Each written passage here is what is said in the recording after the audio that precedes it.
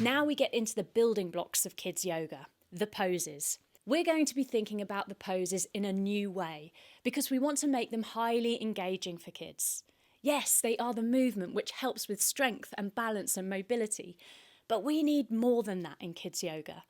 We need to take the kids with us. So I want to introduce a new way of thinking about kids yoga poses.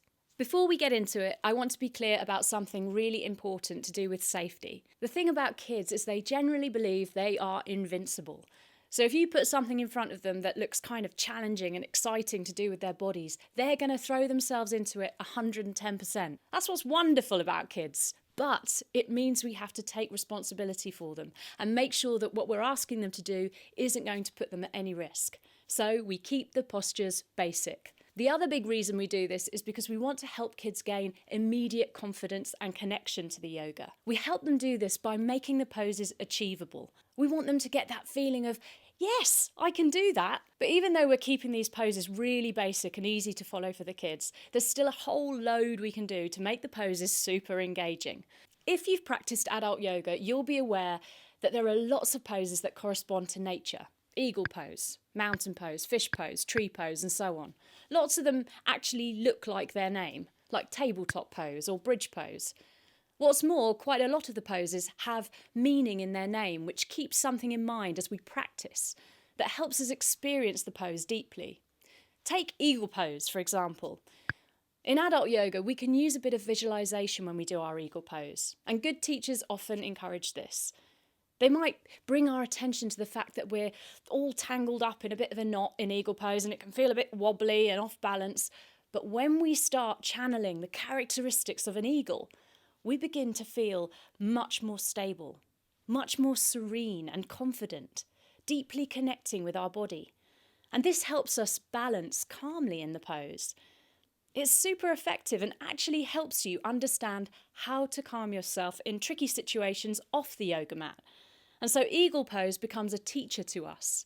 And this is where kids yoga is amazing. In kids yoga, we go a step further with the poses and we create a whole universe around it. We take this eagle and we develop it a little. Now let's call this eagle Ethel. Now, Ethel is rather grand. And she sits atop a perch, and her perch happens to be on top of a very tall mountain. In fact, I know, Ethel runs a mountain rescue centre. And from her mountain rescue centre, she surveys the land to check the climbers are safe. So should anyone have an accident or a fall, she is ready to spread her wings and fly down to rescue them because she is brave, she is calm, and she is centred. And she is always ready to rescue anyone who needs her help. So Ethel is obviously exuding all of those wonderful eagle qualities in the pose. But she's also living in this crazy, brilliant world of being a mountain rescue worker. And by being a mountain rescue worker, we're teaching kids other qualities around being brave, about looking after others, about staying calm in the face of danger. In the story video, we're going to talk a lot more about how you combine these poses into a fluent, engaging story. When we're teaching great kids yoga, we're essentially transforming a sequence of individual postures into a narrative, which has a purpose, it has character, a sense of place, and a riveting experience that the kids will be hooked by. But right now, I want to talk about how you instruct kids yoga poses. Let's take a door pose, for example. If I was instructing that pose for kids, I would say, come to 2 knees, stick your leg out to the side and reach your arm up to the sky. Then we go oop, over to the side, getting a lovely big stretch down our side. Now we come back up and we do it on the other side. What you'll notice is that I kept it really simple. I used a sound effect and I kind of captured something, but without using a word. There weren't any lefts or rights, and the language was simple too. We have to be conscious that kids' vocabulary, especially under the age of 7, isn't that broad yet, so we keep it basic. The beauty of doing this is that they will understand it. They will get that I can do this feeling I mentioned earlier. Now, obviously, if you want to teach kids yoga, any yoga, you need to know a range of postures. So what I've done on the page below is put a brilliant little download link for you, the Big Yoga Posture Book. This is a super valuable resource, and I think it's a great way of encouraging you to dive into the detail of the kids' yoga poses.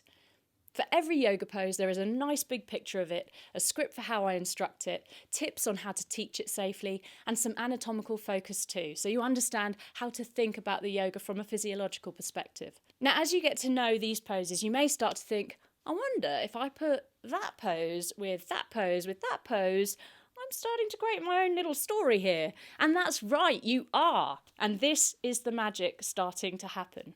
Now, before I go, I want to share some answers to the common questions I get at this point. What qualifications do I need to teach kids yoga? There are just 2 things that you need to teach kids yoga: professional liability insurance and a background check that says it's okay for you to work with kids. Most insurance companies will expect you to be able to present some kind of certificate of your learning.